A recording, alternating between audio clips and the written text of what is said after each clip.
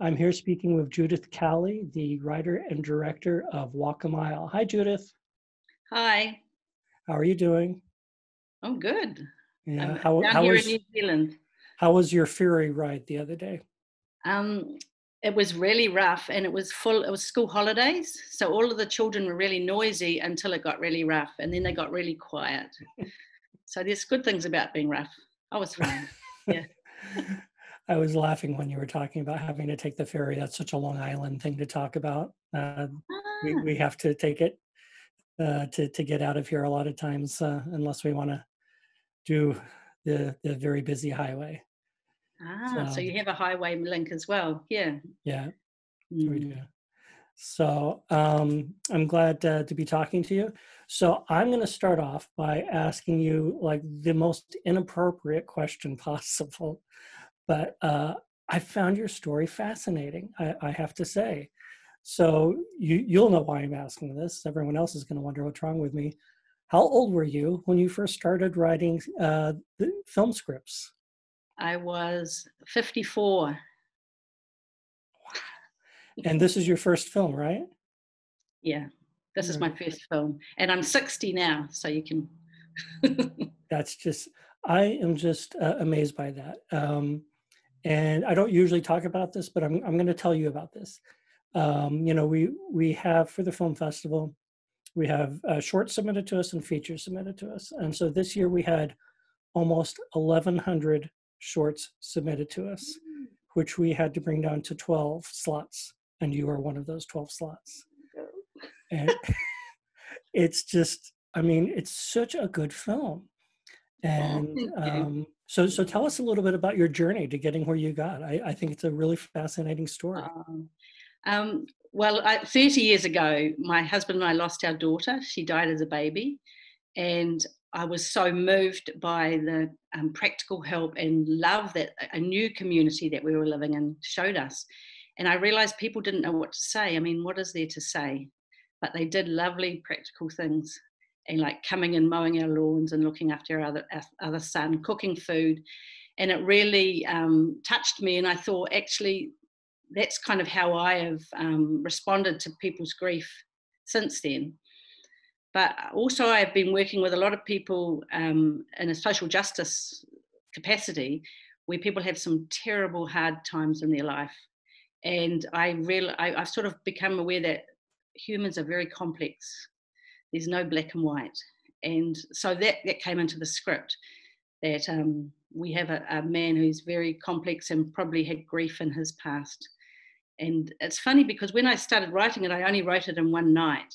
And it was like the main character just come popping into my head and he never left. Like he was just so annoying because he's quite a grumpy character. And then, and also he stayed in my head and same with the boy, Gary. And it took me quite a few years to get a producer to help make it. And it was overwhelming trying to get funding. And in the end, I sort of said to my characters in my head, I just don't think I can do it. I don't think I'm going to make it. And then Russ says to me, my old man character says, have you always been a quitter? And I was furious, because I'm not a quitter.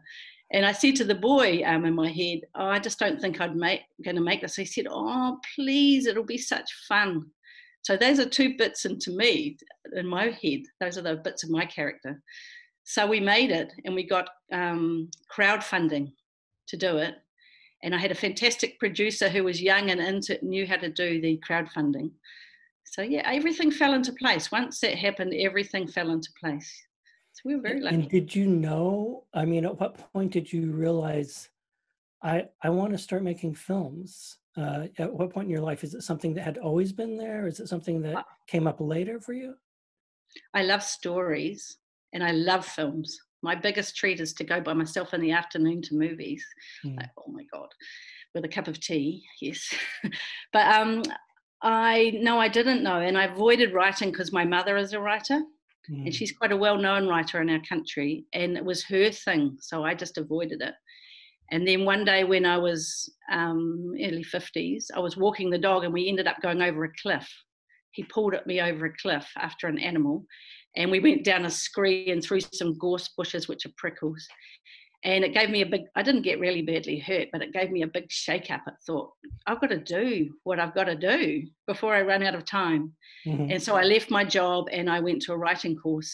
So a little writing course in Nelson, which is a small town. Mhm. And then they said, go to the International School of Modern Letters, which is in Wellington, and do the script writing course. And I said, no, not good enough. And they said, but actually, they'll tell you if you get in or not. It's Mhm. pretty simple. And I got in, yeah. So Ah, that's when I started doing stories, because I think when I was little, I used to do make believe a lot.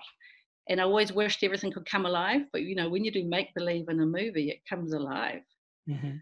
It comes real. So yeah, not until recently. And was never going to direct, but I actually ended up directing because I think I could do it better than some of the others that wanted to do it.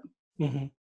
And I was learning, but I Yeah, had good I think you mentorship. had said you had one director look at it, and then they decided not to, and then Oh I think that yeah. happened again. Is that right? Happened again. And then I took it away from a third one. And then we lost a producer. Then we lost our main actor. It just went on and on. But actually, I got fantastic mentorship for directing. And I Mhm. had to think about just certain things. And for me, it's always the emotional story. Mm. I love the emotional story, which is different to the plot. So all of the time, I'm saying, what is happening emotionally in this story at this scene? What's happening? Mm. And I had a friend, he's not really into these kind of movies. He said, nothing happened. And he said, I wish you had more dialogue or something. So, and his wife said to me, I think he felt a bit uncomfortable in Mm. it. I Yeah. bet so. Well, it's interesting. In my job, I've seen a lot of work from first-time directors. Yeah. But these are first-time directors that are, anywhere between the age of 16 and 26, Mhm. maybe up to 36 or something like that. And one of the things that you notice is that you observe is generally those people don't know who they are yet. And they're That's still kind of in right. that journey of self-discovery. They don't know yet what kinds of films they want to make. So they're still kind of on their way. What I notice about your film is you knew what you wanted. It's very clear as you watch this. You knew the pacing you wanted, you knew the characters you wanted, and I think that speaks well to your age, to your life experience. Yeah. Oh, thank you. So It's it's, this true. is I was fascinating to stubborn about it. I was stubborn about certain things. I also said I want the production quality to be very good, me. Hmm. because I've seen some really good films ruined by bad sound and some other mistakes, really. Hmm. So I said to my crew, we're having the best production values. But also, I was very sure of the script. And I think, I've been mentoring some other script writers and they want to make their film quite quickly. And I Hmm. said, actually, just give it time and go back to it. Just Hmm. take your time. Make sure that script is perfect before you Yeah, go in. Yeah. that's the hardest thing to do is to spend that time with it. Yeah. Tell me about the character of Russ. I know you, even though he's fictional, I know you've lived with him for a long time, and I Yeah. feel like there's a lot to his story that gets hinted at in the film. Just tell me a little bit about his character. I used to work at a job teaching older men to cook when their wives had died. Mm. And they were so scared of the kitchen. And they're quite grumpy old men, really.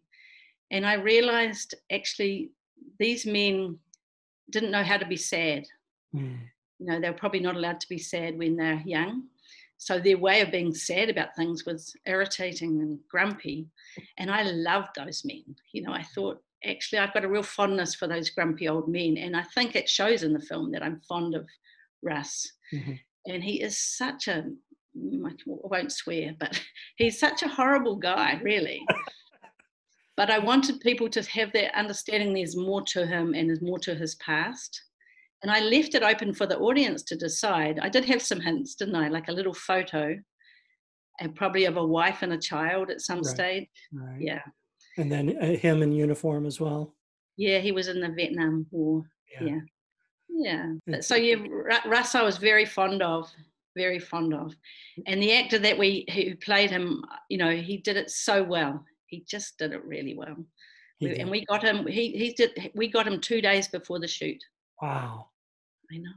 He was away on holiday. Our other actor pulled out, Another actor didn't want to look old on the screen.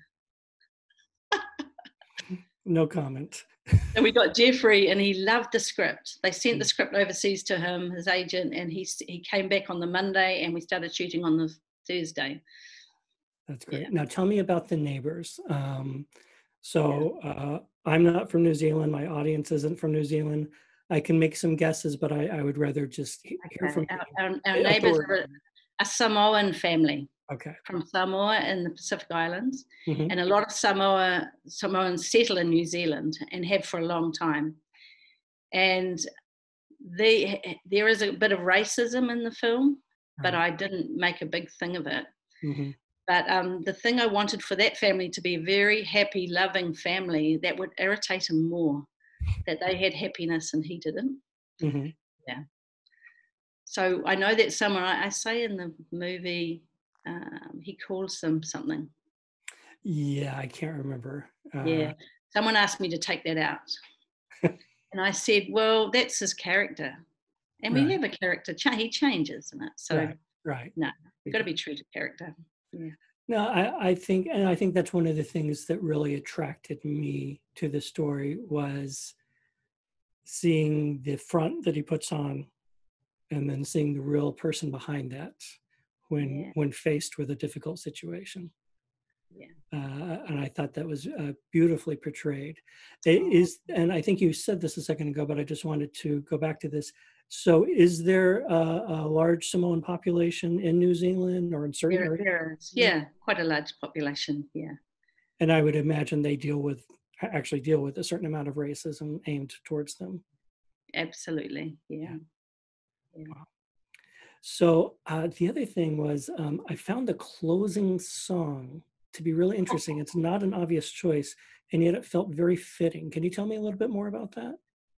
This we had another closing song that I was going to have a Samoan church sing a funeral song, and then a Samoan friend of mine said, "Actually, it's misappropriation that you take something so precious Mm, from the Samoan community." And she was right. mm, I loved it, and I didn't understand the words. I just loved the sound of the mhm, singing.